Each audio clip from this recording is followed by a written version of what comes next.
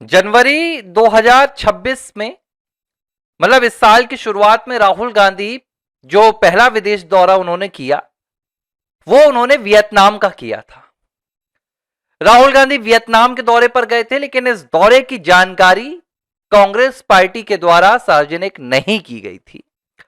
और इसके बाद जो राहुल गांधी का साल 2026 में दूसरा विदेश का दौरा आया वो 3 मई को था। 3 मई को राहुल गांधी ओमान के मस्कट में नजर आए, जहां वो एक कैफे में जाते हुए स्पॉट हुए थे, उनकी तस्वीर बाहर आई थी, लेकिन उसकी भी जानकारी कांग्रेस पार्टी ने नहीं दी थी।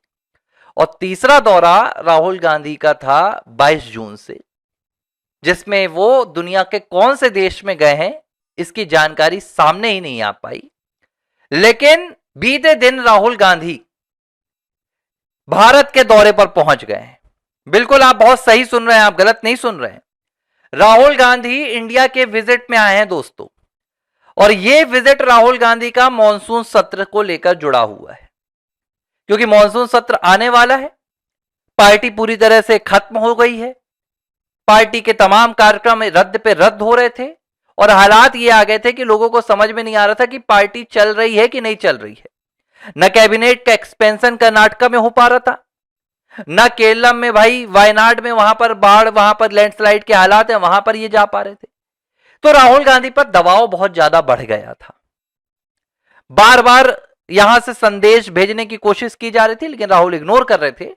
आखिरकार लंबी छुट्टी के बाद, लंबे सीक्रेट ट्रिप के बाद, दुनिया के न जाने कितने देशों में घूमने के बाद बीते दिन राहुल गांधी स्पॉट हुए हैं भारत में। और कांग्रेस पार्टी तो नहीं कह रही है, लेकिन लोग कह रहे हैं कि यह राहुल गांधी का भारत दौरा है। अब इस दौरे से जुड़ी हुई एक बात निकलकर सामने आई है। चर्चा यह हो रही है कि राहुल गांधी ने जो अपना यह विदेश का दौरा किया है, इस दौरे के बाद भारत में स्टूडेंट्स को जोड़ने की कुछ प्लानिंग की है। सोर्सेस के हवाले से यह बात निकलकर आ रही है, जो उनका पहला कार्यक्रम हुआ था छात्रों का गूंज कोटा में, वो बुरी तरह फ्लॉप रहा। तमाम वहां पर स्क्रिप्टेड स्टूडेंट पहुंचे, उन स्क्रिप्टेड स्टूडेंट से उनकी स्क्रिप्ट बुलवाई गई, लेकिन वो भी अच्छे से नहीं बोल पाए।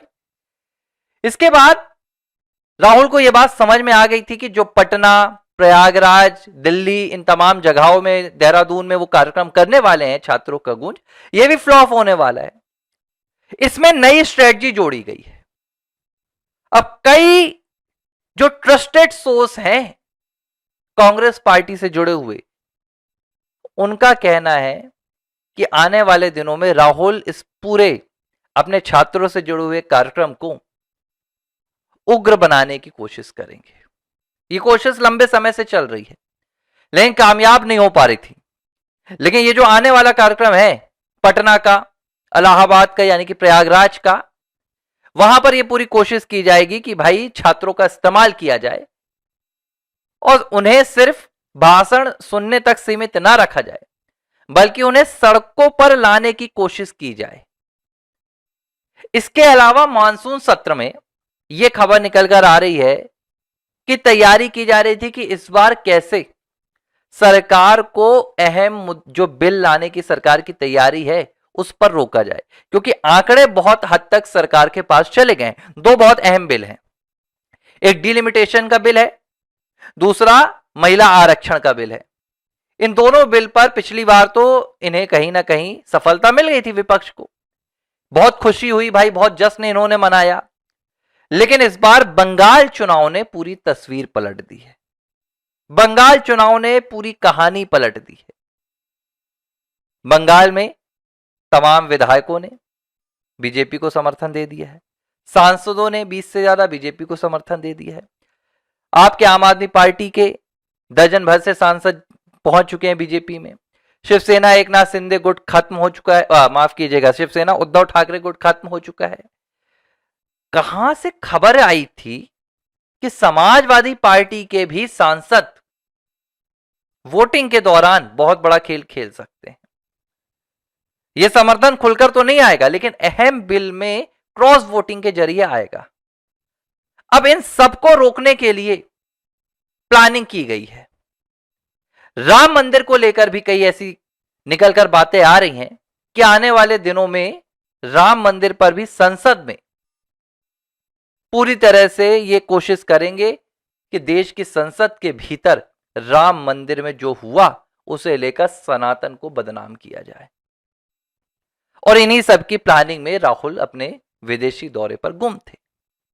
दूसरी बात, जो उनके व्यक्तिगत मुद्दे हैं, ब्रिटिश नागरिकता का मुद्दा और आय से अधिक संपत्ति का मुद्दा, इस पर लेकर कहा गया है कि भाई कई अधिवक्ताओं से जो वहां के लॉयर्स थे उनके साथ बैठा कोई, आप लोग कहेंगे कि आपको ये जानकारी कहां से मिल रही है, आपके पास क्या सोर्स है। सवाल उठना आपके लिए भी स्वाभाविक है कि मैं यहां पर बैठकर जो बातें बताता हूं उनका सोर्स होता है या नहीं होता, या ये बातें मैं एक नॉवेल की तरह हवा में लिख लेता हूं, तो ऐसा नहीं है। देखिए, इस चैनल को, आर फॉर राष्ट्र को, मैं आपको एक बात बहुत गंभीर रूप से बता दूं, दुनिया भर से समर्थन मिल रहा है, सिर्फ भारत भर से नहीं मिल रहा है, दुनिया भर से समर्थन मिल रहा है। ये जो नीचे मेरा व्हाट्सएप नंबर चल रहा है, आप यकीन मानिए अब तक जब से ये आर फॉर राष्ट्र का प्लेटफॉर्म शुरू हुआ है, दुनिया का शायद ही कोई देश हो जहां से इस पर फोन ना आए हो। जो भारत के शुभ चिंतक हैं, जो हमारे राष्ट्रवादी साथी हैं, जो भारत छोड़कर अपने कामकाज के लिए दुनिया के दूसरे देशों में जाकर बस गए थे, वो भी ये चैनल देखते हैं। और कई ऐसे हैं जो भारत सरकार में अधिकारी रहे हैं, केंद्र में अधिकारी रहे हैं, राज्यों में अधिकारी रहे हैं, वो भी संपर्क करते हैं और अपने अपने तरीके से दुनिया भर में क्या हो रहा है, कहां पर क्या चल रहा है, उनके पास कौन से सोर्सेस हैं, अलग अलग तरीकों से मेरे पास ट्रस्टेड इंफॉर्मेशन पहुंचती है। अब मैं उनके नाम तो नहीं बता सकता, लेकिन कांग्रेस पार्टी के भी बहुत से लोग हैं, मैं आपको बता रहा हूं, कांग्रेस पार्टी के खुद लोग जो कांग्रेस की इन कूटनीतियों से, इनकी सनातन विरोधी नीतियों से, इनकी राष्ट्र विरोधी नीतियों से, इनकी दमनकारी नीतियों से आहत हैं, वो भी हमें खबर पहुंचाते हैं कि होने क्या वाला है। तो इसलिए मेरी विनती है कि अगर कुछ कहा जा रहा है तो उस पर आप भरोसा कीजिए, क्योंकि आने वाले दिनों में आपको वो तस्वीर नजर आएगी। लेकिन एक बात जो मैं इन दिनों हर वीडियो में कह रहा हूं, राहुल गांधी के इस पूरे विदेशी दौरे को लेकर बीजेपी ने इस बार बहुत वीडियोस जारी किए, बहुत पोस्ट भी किए। अभी चल रहा है राहुल लापता चल रहा है, लेकिन बीजेपी ने एक बार भी सरकार की ओर से आधिकारिक तौर पर राहुल से जवाब नहीं मांगा कि नेता प्रतिपक्ष होकर, देश के एक सांसद होकर आप इतने लंबे समय से बिना किसी डिटेल के, बिना किसी इंफॉर्मेशन के कहां गायब थे। अब ये भारतीय जनता पार्टी पूछ रही है अपने ट्विटर हैंडल से, सोशल मीडिया से कि राहुल गांधी कहां गए थे, बता क्यों नहीं रहे। अरे भैया, राहुल गांधी इसी देश से जब निकले होंगे तो उन्होंने जो फ्लाइट पकड़ी होगी वो तो आपको पता है ना, उन्होंने कहां का वीजा लगाया होगा वो तो आपको पता है ना, वहां से राहुल गांधी कहां गए वो तो आपको पता है। तो सारी बातें तो आपको पता है, हमें नहीं पता, लेकिन सरकार को सब कुछ पता है भैया। राहुल कहां थे इतने दिन, वो क्या कर रहे थे। तो ये बातें सरकार सार्वजनिक क्यों नहीं करती, क्यों खेल रही है, क्यों राष्ट्रवादी हमारे जो साथी हैं उनकी भावनाओं का इस्तेमाल सिर्फ और सिर्फ राजनीति के लिए किया जा रहा है। भाई, ये लोग राष्ट्र की उन्नति देखना चाहते हैं, सब हमारे साथी बुजुर्ग हैं, युवा हैं, महिलाएं हैं, वो देखना चाहते हैं कि एक बार हमारा देश भाई स्वच्छ हो, साफ हो, उन लोगों से जिन्होंने 65 सालों तक लूटा, लेकिन वो लोग आज भी नेता प्रतिपक्ष बनकर बैठे हैं। ये दुख होता है। इसलिए सरकार थोड़ा खेल ना खेले, इतना कोई यहां पर कम पढ़ा लिखा नहीं है, सभी को पता है ये देश सबका है, उनका ही देश है, कि राहुल यहां से हवा में नहीं उड़े हैं कि पता नहीं चलेगा कि राहुल किस देश गए थे। तो कहिए अपने सोशल मीडिया हैंडलर्स को, आईटी टीम को, कि भाई एक बार सरकार से ही पूछ ले कि राहुल कहां गए थे, पता चल जाएगा और सार्वजनिक कर दीजिए।